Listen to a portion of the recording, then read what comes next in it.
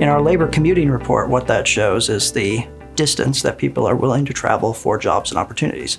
How far are they driving today? How far are they willing to drive if the right job comes along? But our labor reports have a really broad application to a lot of different people. It's not just businesses, but educational, as you mentioned, are interested, but also our communities. Our communities are interested in who's out in the labor force, because as we look at recruiting businesses and working with the businesses, we need to know where our labor force is today so that we can be prepared for the challenges tomorrow.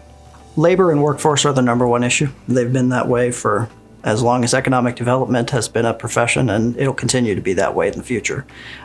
Without workforce, there is no project. Every project has to align itself with the workforce needed for the business. GSG has always been great for us in finding new ways to present our data. So we have the full reports, and those are quite lengthy, and not everybody's up to reading those.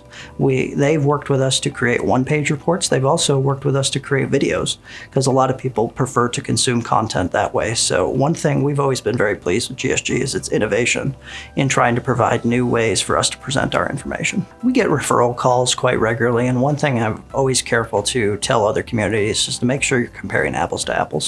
Not every contractor is going to be price competitive on paper, but you actually have to look at the services they're providing.